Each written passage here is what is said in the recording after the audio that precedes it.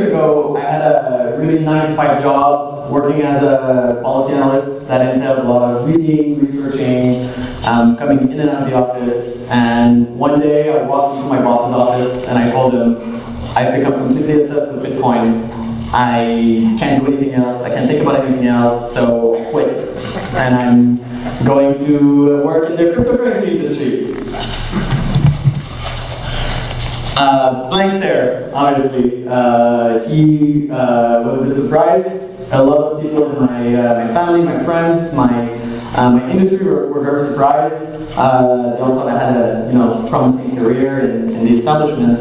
And at that time, Bitcoin was really confusing to people. It was really misunderstood. And there's really good reasons for that. I mean, Bitcoin is cryptography, it's peer-to-peer networking, it's distributed systems, and somehow all this is supposed to equate to money. So this is confusing to many people. And I have to admit, I was also very much confused by all of that because I had no idea really how Bitcoin worked when I decided to quit my job and to work into Bitcoin.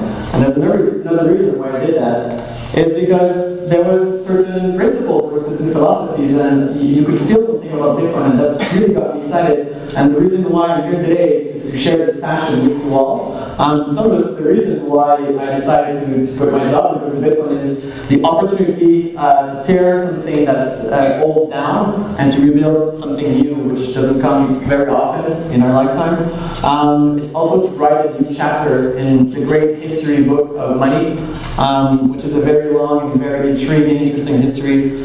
It's asking questions about the status quo that we're just starting to get asked. We're going to get to that, but for example, what's money is something that was taken for granted for a really long time, and Bitcoin kind of, made these questions pop back to the surface, and also offer an alternative to the status quo. And I put it in parentheses, an alternative which doesn't require people to compromise on the modern standards of living that we're used to with capitalist society, which is something that's very new.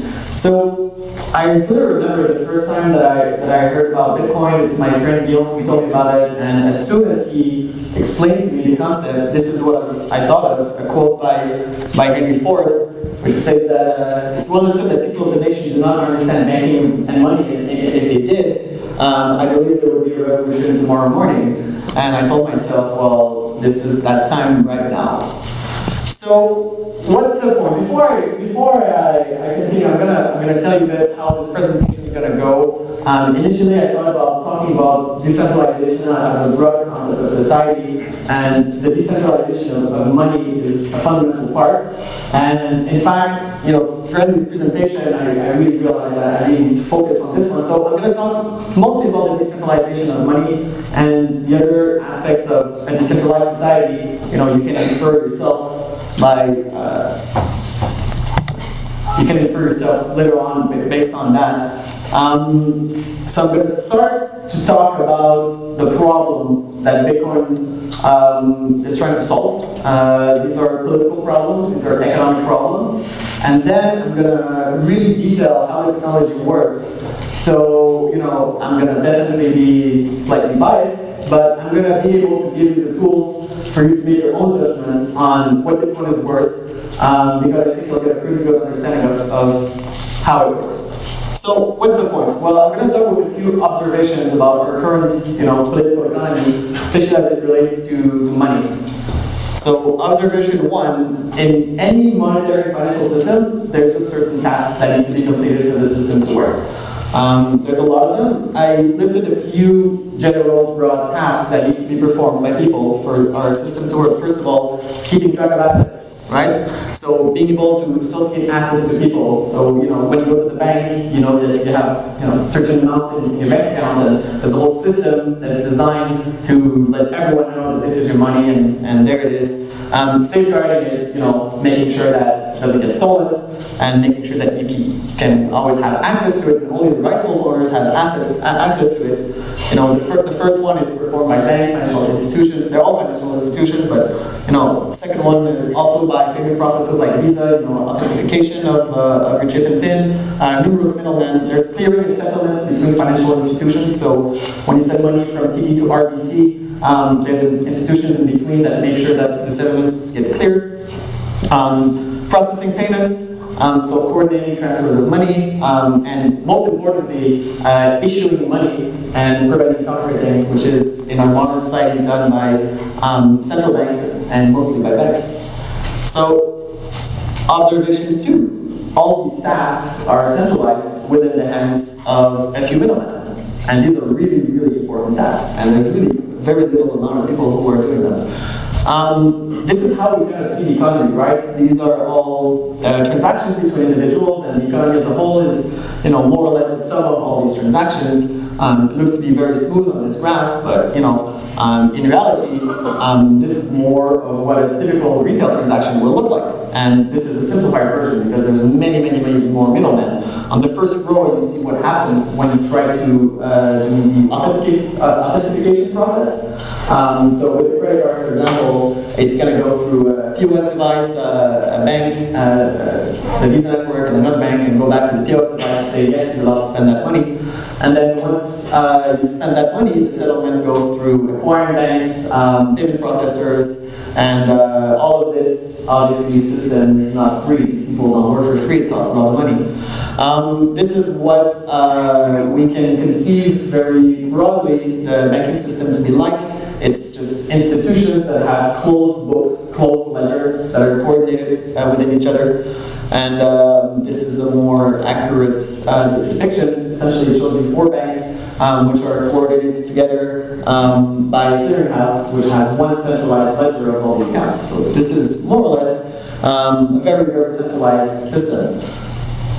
So what are the problems with centralization? There's many problems. This is just a very short list. A lot of these institutions are just too big to fail, right? So if one large bank is undercapitalized, and that's a really big problem. You need to find a way to get money in there. So this is what causes bailouts. These institutions can't be bypassed to accumulate wealth. So there is no other option. You just cannot live in modern society without going through one of these institutions. So it makes their role very, very important in society.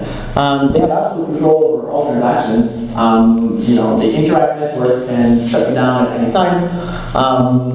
It's highly efficient, all the system. Obviously, you can conceive the entire global monetary financial system as just these very closed hubs that are interconnected by middlemen, and makes a giant web which is full of obstacles. All these points in the web are central points of failure. So in the system, if one of them fails, then all of the other ones that have dependencies on this one cannot function. All of these middlemen have access to our financial information. I'm willing to bet that most of the people in this room, their credit card information and banking information is already in a hacker's database, and he's waiting to pull the trigger. Maybe he did pull the trigger and it didn't work, and maybe some of you got defrauded. But needless to say that our private information is no longer private, that is for sure. Transactions can be censored at any time. That means in a chain of payments, any of the middlemen at any point can just stop the transaction from happening. So obviously the more middlemen there are, the more likely the transaction is stopped. And these financial institutions are not only supported and they're giving mandates by governments, but they also influence governments. So obviously, when you look at things like the Occupy movement, they say, oh, well, banks have too much power, banks have too much influence, because governments have influence to sell, and they have influence to sell because people are willing to buy it. It's a vicious circle. What this does is that these centralized institutions have a disproportionate power over our lives. Not only that, we also have to pay them, right? We're their clients, so we're paying them for all of these services. So this is something that I personally would argue is something that's negative, and something that's archaic, and that should be changed. So another observation is, when you think about money and what is money, where does money come from, a lot of people don't know. I like to say, and a lot of people like to say that money is forbidden knowledge, right? So the history of money, how money is created, it's not something that we learn. I didn't really understand how money was created until a year and a half ago, and I had an economics background, and I thought I was pretty smart, and this is the kind of stuff that I'm supposed to be studying in school, but of course we don't study in school how money is really created. For example, there was a recent survey that I found that only 1 in 10 MPs in the UK knew how money was created. 7 in 10 thought that only governments were responsible for printing money. It's very interesting. In 2014, the Bank of England described for the first time in its very long history how money is created. It's something that they had never done before. And what they said is, let me read, just taking out a new loan creates money. The repayment of the bank loan destroys money. Banks making loans and consumers repaying them are the most significant ways in which bank deposits are created and destroyed in the world economy, the modern economy. So banks are the ones that actually create money. Not a lot of people are aware of that. So some facts about money that some people may not know. So all fiat money is created by debt. So by fiat money, I mean sovereign money, Canadian dollars, euros, yens. About 97% of the money supply, the total money supply is created by banks. Money is only backed by two things. A lot of people say, what's Bitcoin backed by? You know, my money is backed by gold, or my money is backed by the army. Yeah, it's partly backed by the army. So money is backed by the ability for the government to repay their loans. So that's revenue. So most of the time that's taxes. And money is backed by enforcing demand, right? So if people, if you force people to have a demand for money, then you're backing it by something that's real. So that can be, for example, currency law. So in Canada, there's an West monnaie, which forces people to accept Canadian dollars for payments. You're not allowed to. It's illegal not to accept Canadian dollars. It's illegal tender.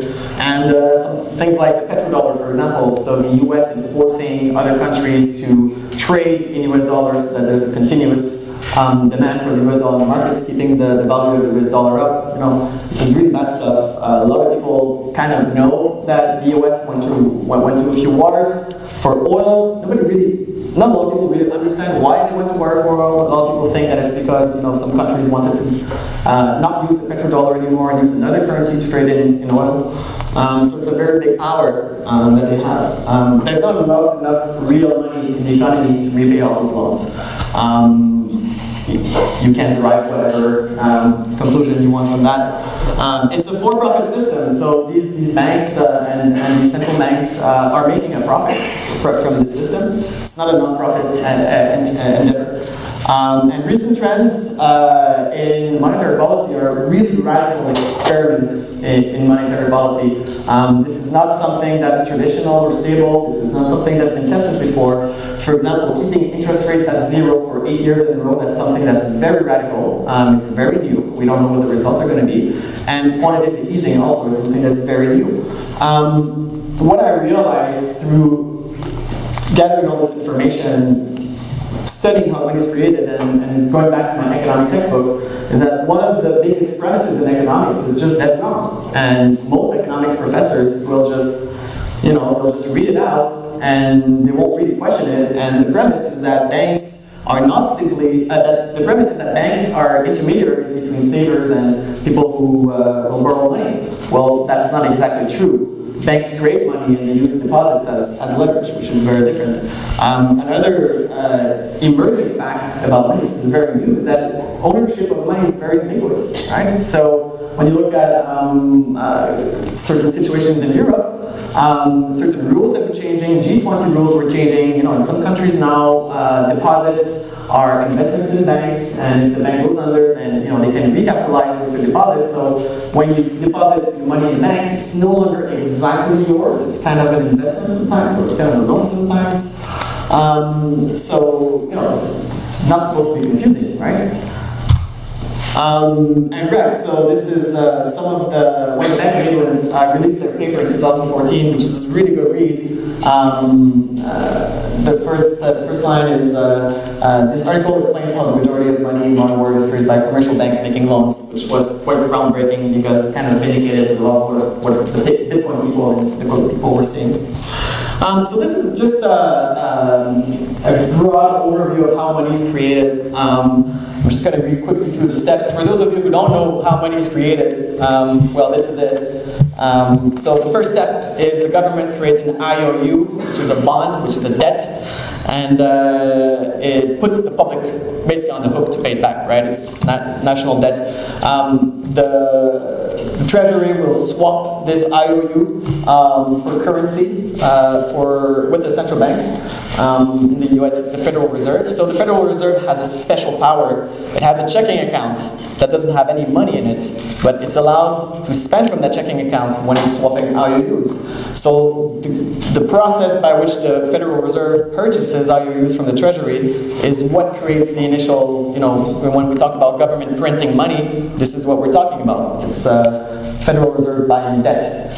And then, the government spends the money, spends it on social programs, spends it on war, spends it on welfare, spends it on loads of stuff, and that money inevitably goes back into the economy and ends up as a bank deposit in a bank account.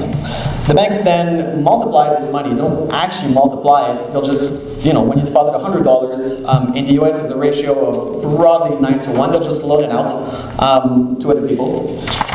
And then the government generates revenue from this money through all sorts of taxes and all sorts of other ways that governments create revenue, and they'll pay back their loans. And the Federal Reserve, which is an association of banks, they give a 6% dividend to their shareholders, whose identity is secret. So this is what the money supply looks in the US. I can kind of feel that there's something going on a bit after January 2008. Does anybody care to guess what happened there? Yes, that was the quantitative easing. So that was the government printing money to bail out banks, essentially to re-stimulate the economy, to save our financial institutions, because obviously they're just too big to fail. It would have been a catastrophe if this hadn't been done. So where does this end? I mean, this chart ends in January 2014. Right now we're in the last phase of QE. So, to infinity and beyond, who knows? It's not very clear. So what does this do? So essentially, the value of something is determined by two things. Its utility and its rarity, broadly speaking. So if you make something less and less rare, then you make it less and less valuable. So this is what essentially causes the decrease in purchasing power. What a lot of us, think about as inflation. Inflation is not a natural phenomenon like spring, melts away the snow. Inflation is man-made, and one of the biggest drivers of inflation is the increase of the money supply. The U.S. is not a special case. This is the case for all countries. This is Canada, for example. The red line is the creation of the Bank of Canada. So this is not some libertarian kind of philosophy. This is John Maynard Keynes. And John Maynard Keynes says that by continuing a process of inflation, governments can confiscate secretly wealth from their citizens in a very sneaky way, because essentially inflation is kind of a very, very soft and mild disguised tax that people kind of take for granted.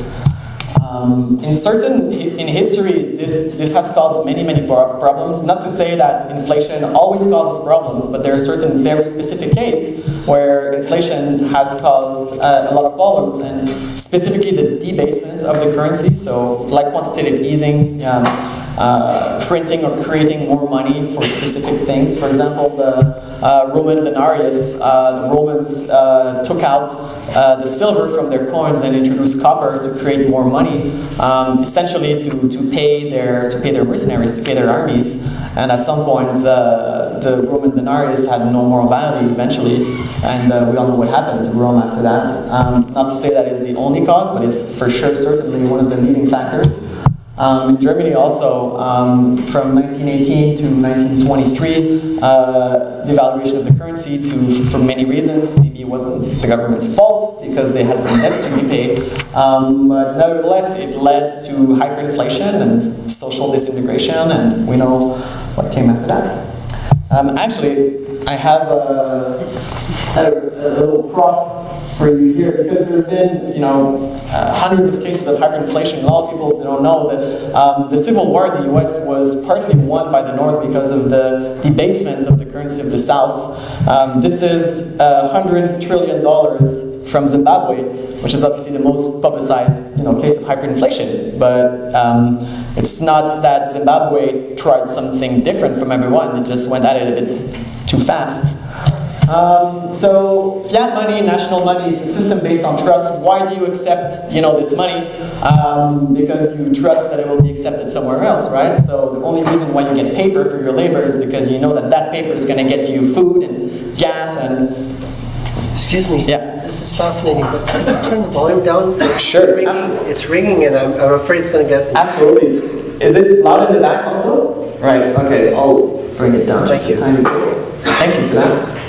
You can edit the sound of the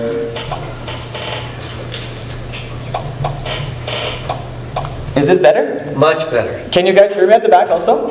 Yeah. Yeah? Okay, great. Awesome. Thank you. Yeah, why do you accept paper money? Because it's going to be spent somewhere else. And why does it have value? Because it's useful, because you know it's going to get accepted. So it's kind of a chicken and egg situation, right? So which came first? You know, the value or the fact that it's accepted? Well, it's the law, right? So it's the currency laws that make that you don't really have a choice. You need to pay your taxes with legal tender.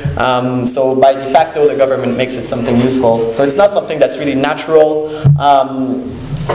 I don't really have size for this, but throughout human history, civilizations, they gravitated naturally towards one currency, which was, you know, gold and silver, specifically because it had some value, some properties that everybody thought were, you know, were good. Low melting points, really easy to identify, is very scarce.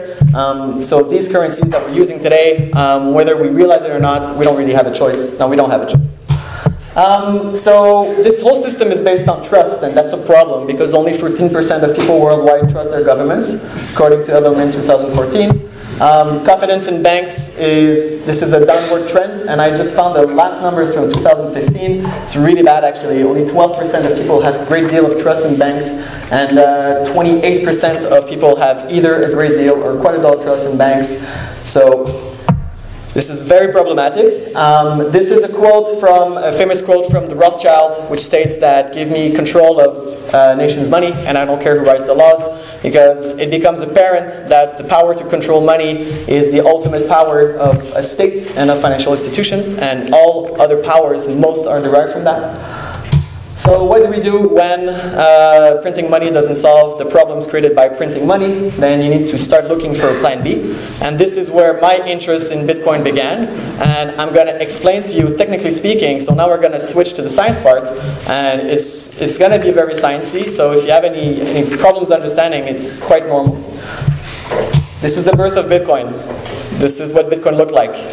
This is what's called the Genesis block. So this is the moment that initiated the birth of Bitcoin, which was in 2009. So what is Bitcoin? Very nice definition that I twisted from Andreas Antonopoulos.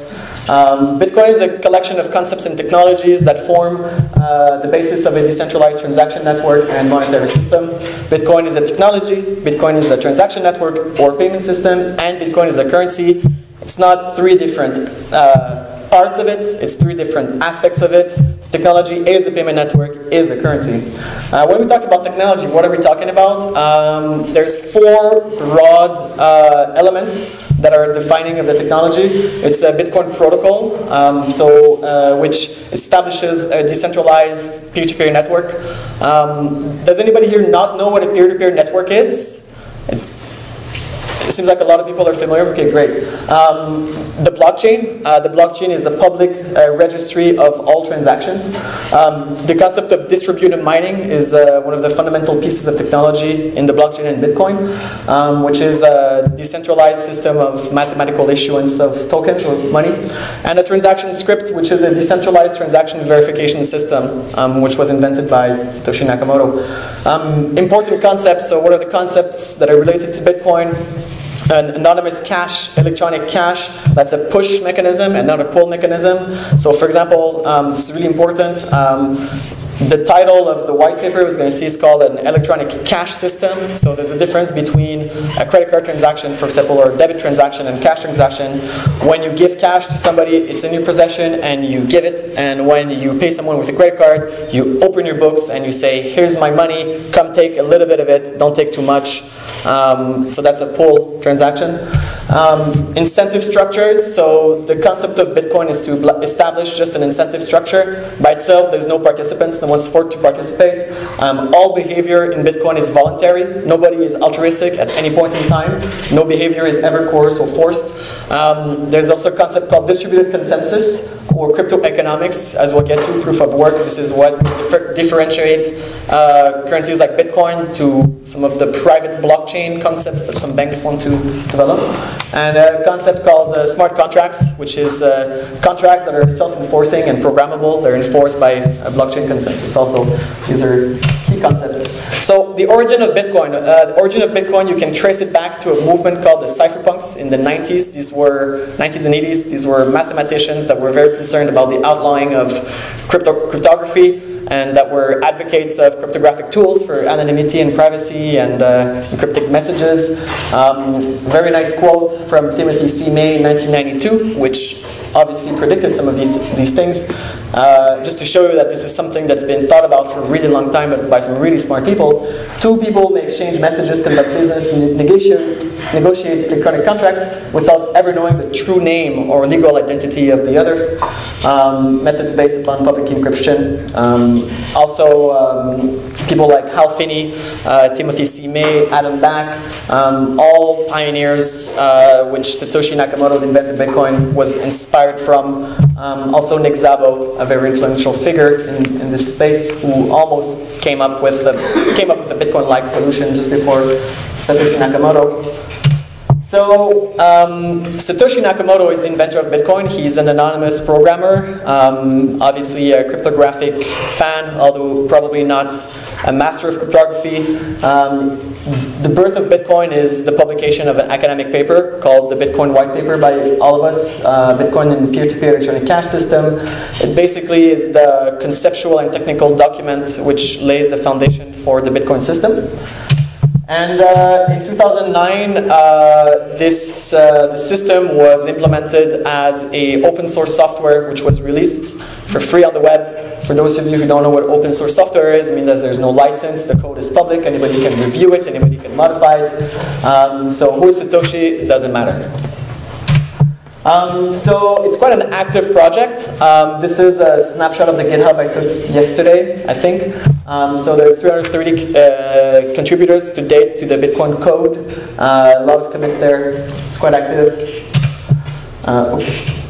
So the first step in the technology to understand is peer-to-peer systems. I think a lot of you are familiar with it, so I won't spend too much time on it. Essentially, all the participants are equal. All the participants consume and also produce resources. All tasks that the network has to do are divided amongst participants. Participants are not coordinated by a central entity, but rather by a protocol, which you can conceive as a set of rules or a constitution.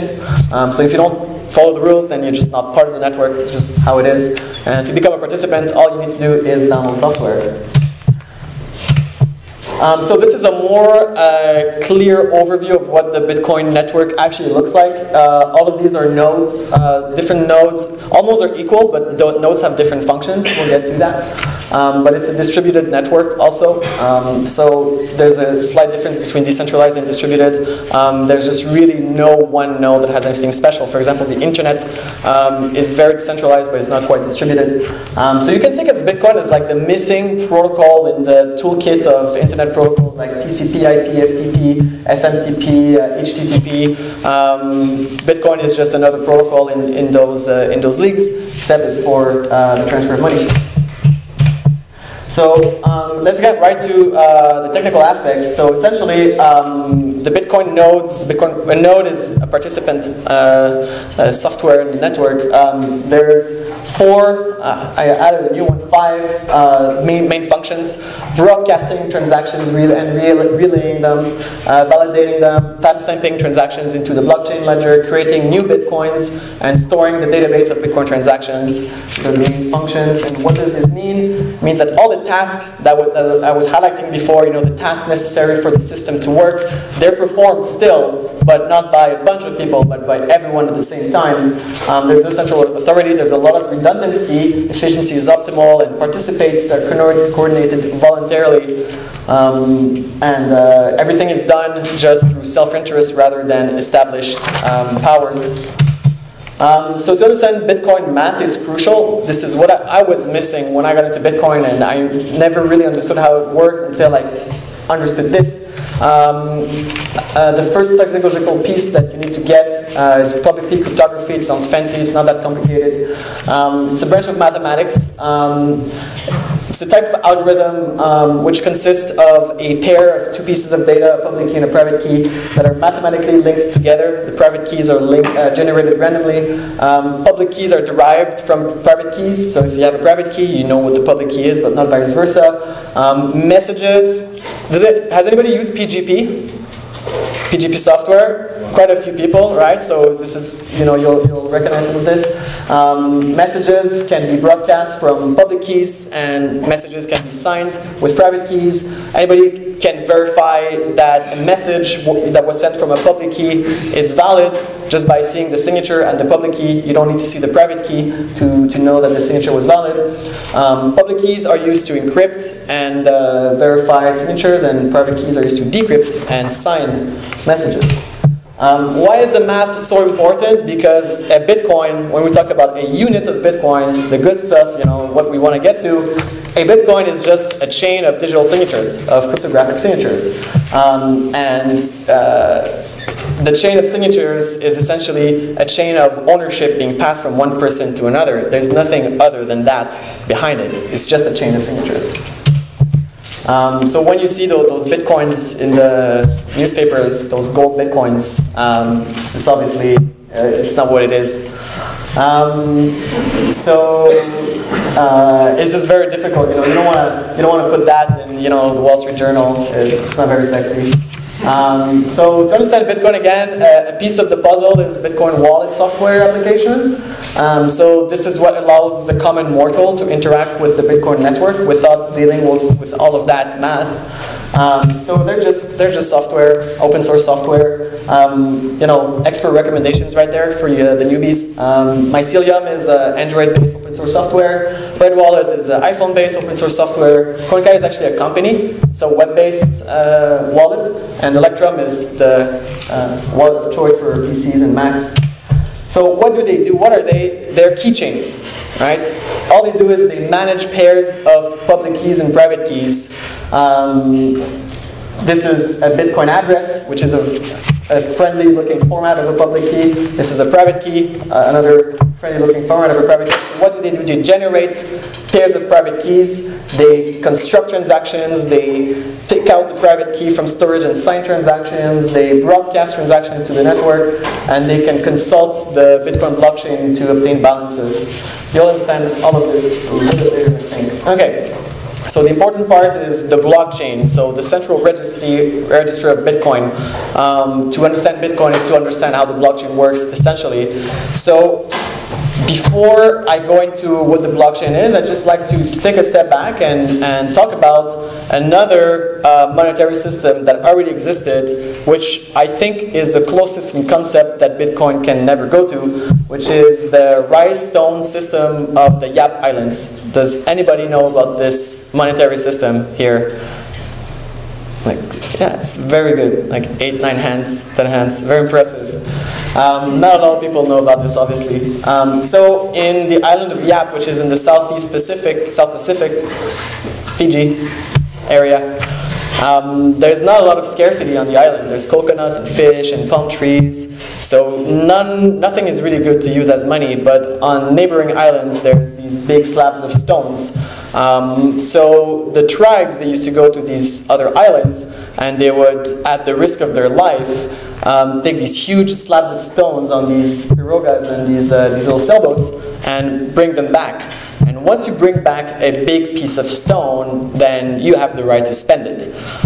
So how do you spend this huge piece of stone? It's obviously super inconvenient. Well, let's say that Bob is the explorer that came back with a piece of stone, wants to buy a house from Alice. Well, what he's going to do is he's going to put the stone at the middle of the village, and he's going to convene the entire village, right?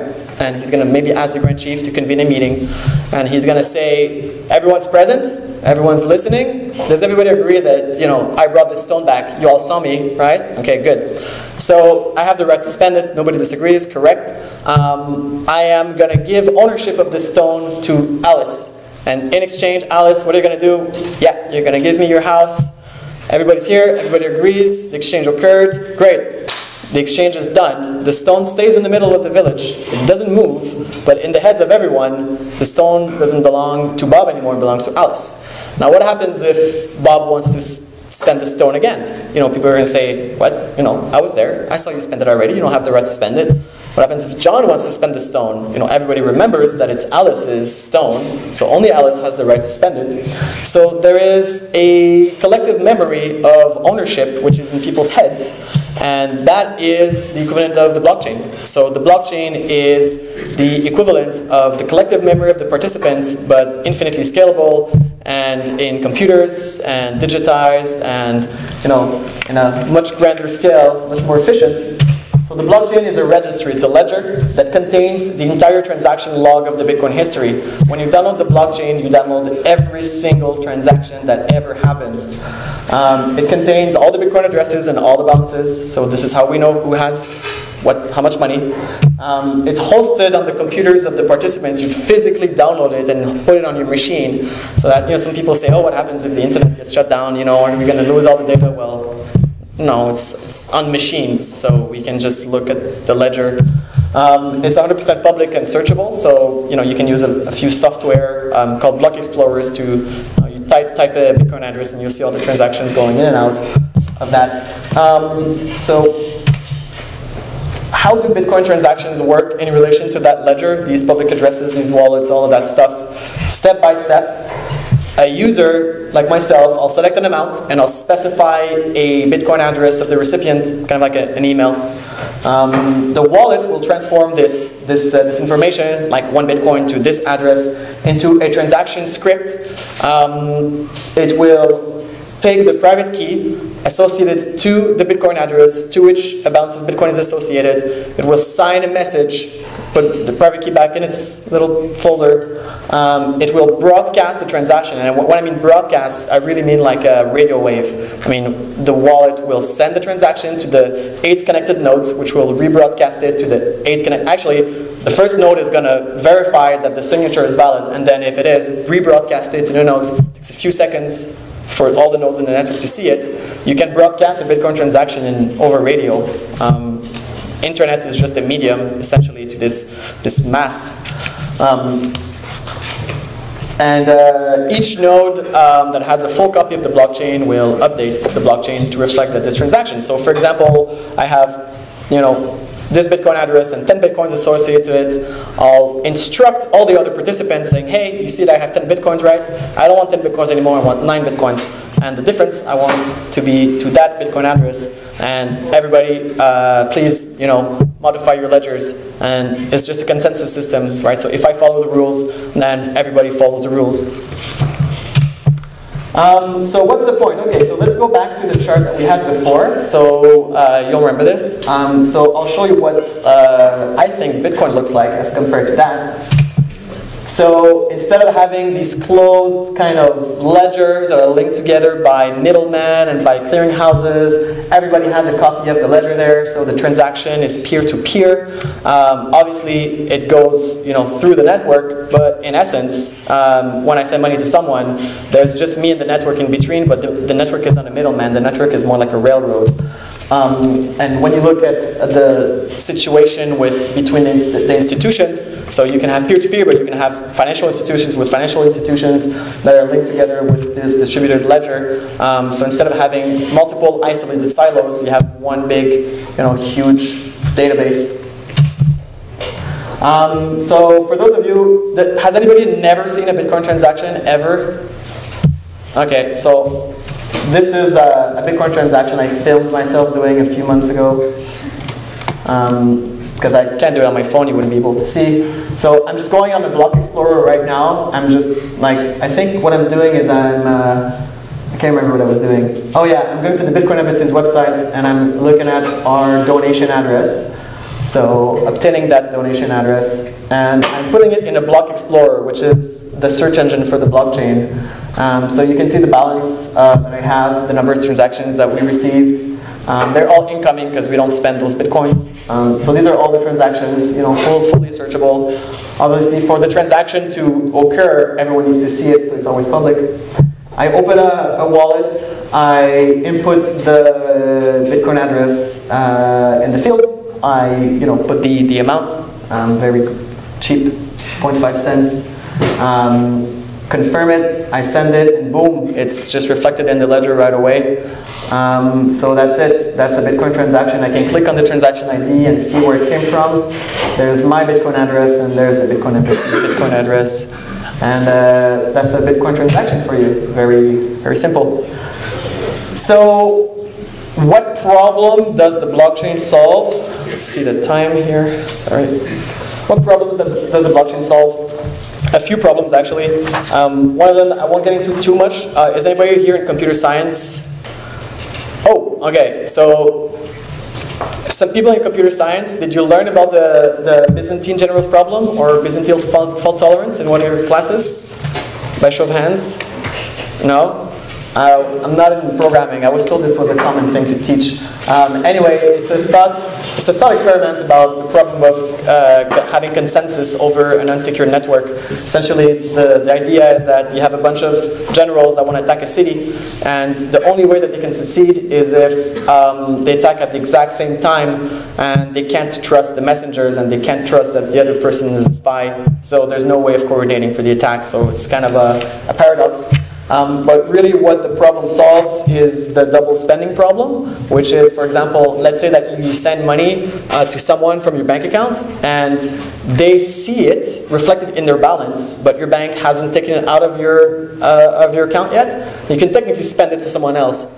In some cases, I've actually done it accidentally in my bank account. You'll get in trouble from the bank, but it can happen, and it can happen in Bitcoin unless there's something that we'll understand. So I'll just read directly from the Bitcoin white paper because Satoshi addresses this in the most concise way possible. So the problem, of course, is that the payee can't verify that one of the owners did not double spend the coin. So if I'm getting paid, I don't know that the guy took the Bitcoins that he sent me and sent the exact same transactions to someone else, hypothetically himself. A common solution is to introduce a trusted central authority, or mint, that checks every transaction for double spending. This is audit firms and central banks. For each transaction, the coin must be returned to the mint to issue a new coin, and only coins issued directly from the mint are trusted not to be double spent. The problem with this solution is that the fate of the entire money system depends on the company running the mint, i.e. the central bank. And this is what we wanted to avoid in the beginning, so it's kind of problematic. So we need a way for the payee to know that the previous owner did not sign any earlier transactions. Right? So if I get coins, I want to know that the guy did not send the same exact coin to himself right before. For our purposes, the earliest transaction is the one that counts. So that's the golden rule. The first transaction is the one that counts. So we don't care about later attempts to double spend. It's just the first one counts. The only way to confirm the absence of a transaction is to be aware of all transactions. To accomplish this without a trusted party, transactions must be publicly announced, and we need a system for participants to agree on a single history of the order in which they were received. So now we've seen that the blockchain is a transaction log, but we don't understand still how people agree on one single version of this transaction log, because if I have a piece of the ledger on my computer, I can just change the ledger and say, well, now I have this amount of Bitcoins, or there's all sorts of things you can do. Someone can cheat, and you don't want that. You want there to be there's only one source of truth right in the system. So the process by which this is achieved, this consensus, is mining. So mining, there's a few tiny things that are very boring that we need to pass through really quickly to understand mining. First is cryptographic hash function. So really fast, a hash function is just an algorithm. You take an input and it produces a randomly generated output.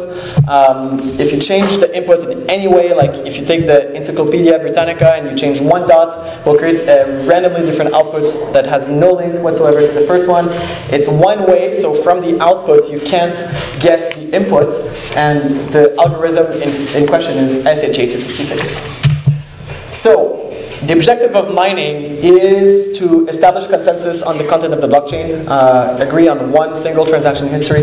The miners will permanently record blocks of transactions into this chain. How it works, this is really cool and really important to understand Bitcoin. The miners will collect the transactions that are broadcasted into the network. Before they're in the blockchain, they're in what's called the mempool. It's kind of like the nether. You know, they've been broadcasted, but they're not yet in the blockchain. They group these transactions into blocks of transactions that include other pieces of data, most notably the hash of the previous block and a random number called the nonce. They take those transactions as the data input of a cryptographic hash function, right? So they just take all the transactions, the nonce, the hash, they put that into a math equation, and it produces something random. And basically, there's a rule in the network which the network is saying, I want you to find a specific number, right? All the transactions, it's going to do something random, but I want you to find something specific. What it is exactly is I want you to find a number which starts with a certain amount of zeros consecutively. And if you do, then we say that you've respected the difficulty of the network. So the miners will take all the transactions, all the input, and they'll do math and math and math and math and math. A lot of math, because it's very, very hard to find. And once someone has found a number which starts by 20 zeros, he will announce his discovery to the rest of the network. Everybody can check, you know, from the hash, and everyone knows the algorithm, and everybody sees the input. You know, did he actually? Oh yeah, he did. Okay. So once he finds this number, the peers recognize this block as being valid, and they'll use the hash of that block as the first building block for the new block they're trying to do. So because every block contains a hash of the first block, except the first block, obviously. So the blockchain's golden rule is thus, the chain which has the most amount of blocks is the valid chain. So the ledger which has the most valid blocks of transactions in it is the one that everybody agrees on. And that's it, essentially. In order to cheat, you know, you need to have the miner, in order to cheat this ledger, the miners would need to have more computing power than the rest of the network in order to be able to have the capacity to generate a random number against everyone which is trying to not cheat. So, still, sorry about the wall of text. Why would you mine? Seems kind of weird. It is very expensive. For those of you who mine, it's complicated. You need some special hardware, a lot of electricity, you know, a lot of knowledge. So why would you do it? Every time you solve the equation, every time you find a block, there's a special rule in Bitcoin, which is that you can give yourself a reward, which is nice, right? So you give yourself a reward, and the whole network will agree that since it's the rule, and since you did find the block, you are entitled to these newly minted Bitcoins. You know, a lot of people say, where are the Bitcoins taken from when they're released in the network? Well, they're not taken from anywhere. Essentially, the miner will announce, hey, those 25 Bitcoins are now mine. And everybody just says, yeah, okay, that's fine. So this reward is introduced in the network as a newly minted unit of currency, which is hypothetically spent on very large electricity bills after that. And since the likelihood of solving the block is proportional to the amount of calculations you're doing, which we call hashing power, the currency is distributed in a very just manner. The rules are clear, and it's very efficient. And obviously, the reason for that is to provide an incentive for people to participate in the network. The more computing power there is, the more difficult it is to cheat the ledger, because you're competing against a very large number of people. So this is what provides security. You know, hence the name blockchain. The blockchain is really just a chain of blocks of transactions. So, yeah. 48 minutes. I'm gonna finish this quickly. So the difficulty of the algorithm changes according to how many people are mining, so that on average a block is found every 10 minutes. So if a lot of people start mining, so now, you know, blocks are being found every 7 minutes, then the system will automatically arrange itself so that it goes back to 10 minutes. This is quite important because the monetary policy of Bitcoin is hence very, very, very clear. Every 10 minutes, a reward is introduced in the network. And another rule is that every 4 years, this reward is divided by 2. So when Bitcoin started, there was 50 Bitcoins every 10 minutes. Now there's 25 Bitcoins every 10 minutes. And the next July is an event we call the halving, where there will be 12.5 Bitcoins every 10 minutes, which means that Bitcoin's inflation rate goes down over time, and the amount of newly minted coins introduced in the economy decreases over time, which is meant to imitate the rate of the discovery of gold, right? So when we call mining, that's what it's meant to be. So it's very different from the other curves that we saw before that were, this is logarithmic looking, and the other ones are exponential looking. So what's the value of Bitcoin? Well, a lot of people ask that. It's not backed by anything. It's not enforced by anyone, so why does it have a price? It's kind of hard to understand sometimes. But the value is for 2 simple things, 2 simple facts. It's useful and it's rare. So if you want to use the network, you need to buy the currency. Hence, the demand is organically created by the fact that it's a desirable thing and that it's rare. So what are the main features? I won't go through them all, but it's rare, it's durable, it's irreversible, decentralized, programmable, it's privacy friendly, it's strong property rights, it's fast, it's international, there's no borders, it's uncensorable, it's accessible, you don't need any documentation, you can use it on your cell phone. Apart from the fact that you need to just figure out what a Bitcoin address is and what it does in your wallet, which takes about half an hour. I actually work at the Bitcoin Embassy installing wallets for people that have no technological background whatsoever. I mean, people that have difficulty tying their shoelaces, and they can still use Bitcoin. I mean, people that are at the Embassy, they know this is true. We have the, clientele of people who are not geeks at all.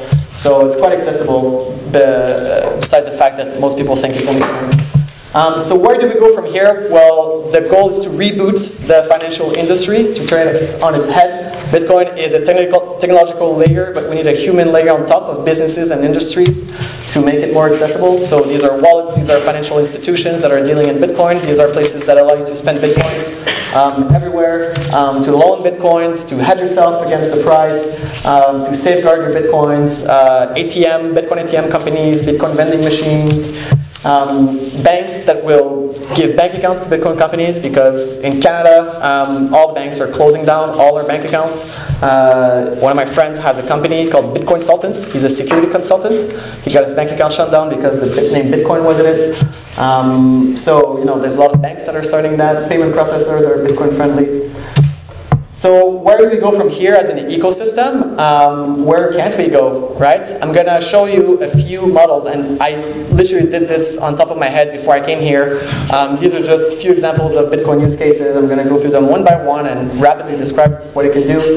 So first is smart contracts. These are contracts that are enforced by themselves and programmable. You don't need any notary. The most simple one of them all is you have 3 private keys, and you need 2 of the 3 private keys for the Bitcoins to be unlocked, right? So you have a board of directors, there's 5 directors, you give each director a private key, you need 3 of the directors to spend the funds. You don't need a notary, you don't need any audit, you don't need anything, you literally need just to have the key. That's a smart contract. So micropayment channels, so Bitcoins you can spend 1 million. Bitcoin is divisible in 8 decimals, so there's 100 million Bitcoin units in 1 Bitcoin. You can spend any unit you want. So for example, a project called Streamium, you are billed by the millisecond for a YouTube channel. A paywall, the Wall Street Journal, you look at how to make money on the web with content. There's ads and there's paywalls, and everybody hates both. So what happens if you have a paywall and it's like, oh well, pay me 2 cents to read this article? No, I'm not going to pay you $5, which is the kind of the minimum that makes sense with PayPal. But yeah, I'll pay you 2 cents. Skip a YouTube ad for 1 cent. You're kidding me? Of course I'll do that, right? So micropayments are really useful. So decentralized e-commerce platforms. So imagine eBay that can't be censored. There's all these projects. There's companies are actually advanced and have like functional prototypes of all these projects I'm mentioning. This one is Open Bazaar. So basically, it's kind of like a BitTorrent with Bitcoin, with eBay. You download a client on your computer, and you're in a network, and you have smart contracts with people, and you have markets of escrows that will make sure that transactions occur. So you can basically trade without any middleman whatsoever using Bitcoin and blockchain technology. So instant settlement between financial institutions. Some of you may be reading the Wall Street Journal recently. The banks are going crazy for this. What they want to do is they want to establish networks so that they can settle between themselves instantly. Normally, they need to have the SWIFT protocol, and like Interac, and all sorts of messy things in between that make so that they lose money and they waste time. And if there's one thing that banks want is to not lose money and make money, so they love blockchain technology when it comes to settling between each other. Global remittance network, so Western Union is about to disappear. This is a fact. The system is extremely outdated. It's basically a big central database, and someone goes to one Western Union and they deposit money there, and it's like a BIP in Western Union central server, and then it's and then you need to verify it in another place. It takes a long time. It's really expensive. They'll just have a blockchain with all these physical institutions that will settle between each other, like banks essentially, but for the unbanked and with cash. Decentralized autonomous corporations. So essentially, a corporation is just a bunch of contracts, right? Employment contracts, supply contracts, payroll, all of that. So if you take a lot of contracts together, you can have a corporation. So if you take a lot of smart contracts together, you have a decentralized corporation. P2P data trading and mesh networking. So imagine I share my internet to my neighbor, and for every packet of data, I'm billing him. You can have a mesh network. It's actually a project that we're thinking about doing in Montreal. So let's say I have unlimited data with Videotron. Is anybody from Videotron in the room? No? Yeah, okay, don't tell your boss. I have unlimited internet with Videotron, and I can plug into the mesh network. I can share my internet with everybody, but I'm taking risks, so I want to be paid for this risk. So, all over the city of Montreal, if you're near one of the mesh network towers, you go on Wi-Fi, you'll see Bitcoin, say, what's this? You click that, there's a page, and it says, hey, we're offering Wi-Fi, but it's just 25 cents for an hour, micropayment in Bitcoin, and then boom, automatically you can have access to my data, and there's no middleman between us at all. It's just protocols and programming. BitTorrent plus Bitcoin, there's a concept called JoyStream. So what's the big problem with BitTorrent, which is a great protocol, is how do you incentivize people from seeding, right? Because seeding busts your data cap and nobody likes to seed. So the solution is to have private BitTorrent channels, where if you don't seed, you get kicked out, but you have access to the movies faster. So what about if you're a seeder, you get paid by people in the network, and if you're a leecher and you don't contribute, then you just pay tiny micropayments when you leech. Peer-to-peer lending. Replace likes with tips. So on Facebook, what's a like worth? Nothing. How about you send someone 1 cent instead of clicking a like? You'll incentivize good content on the web, on YouTube videos. People that are getting screwed over by content distributors, they'll just get paid with tiny amounts of money. So make people pay for upvotes and downvotes. You want to write a bad comment, a bad review, then you have to pay. You want to, how can I prevent myself from spam and fake reviews? Just make people pay small amounts of money. Cryptographic assets and crypto properties. So the blockchain is a registry of what address has what balance of bitcoins, but how about we do a registry of what address has which stock in a company, right? So there's no difference between cryptographic assets registry and a registry of money. In fact, you can use the Bitcoin protocol with other protocols on top. You can tag a Bitcoin specifically with something else, a new identity, a bit of programming on top of it. Say, right, so I'm going to create a company. I'm going to take 100 millionth of a Bitcoin, the smallest unit, and I'm going to say, these ones, I tag them as my shares, and I'm going to give them out for money, and then here's their voting, and you can only vote if you have this specific tag, which is programmed in the money. Why not? This is perfectly feasible. A lot of people do it already, including NASDAQ, actually. They have that in their private marketplace.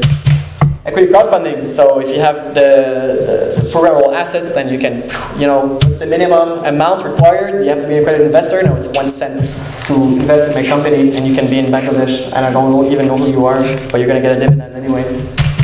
Machine-to-machine payments. So imagine you're on the highway, and you don't want to go fast, and someone else wants to go fast, and there's kind of like traffic. How about you program your car so that you'll accept payment to let people pass you. Vending machine that pays a drone to deliver stuff. IoT integration is coming, and machines, they still need humans in between each other to pay each other, and this is so inefficient. So Bitcoin is perfect for that. It's a really perfect fit. Oh, prediction markets. It's a big, long to explain. I'll skip that. Token-based voting and liquid democracy. Same thing with cryptographic cryptographic assets. Let's say instead of being an equity in my company, it's a vote in democracy. So since we don't know who voted, but at the initial distribution, for example, you get your birth certificate, the government has all your information, gives all of you votes, you switch those votes up cryptographically, you allow people to vote. Voting is anonymous, but it's fully transparent, and there's no audit, so there's no cheating. Decentralized notaries and digital will. I'm going to end on that note because that's the death note. But I mean, when you die, you can just program your bitcoins to go at some place. And there's a really cool feature. There's a lot of features in the Bitcoin transaction script that you can program into. For example, one of them is end lock time. So this transaction is only valid after a certain amount of time. So if you don't do anything for the next 30 months, then it's going to be broadcasted. But if you stop it in the meanwhile, you can stop it, but after 30 days, then it's valid, right? If you have the private key, so digital will. So when no permission is required to innovate and the technology works, then imagination is really your only limit. Thank you.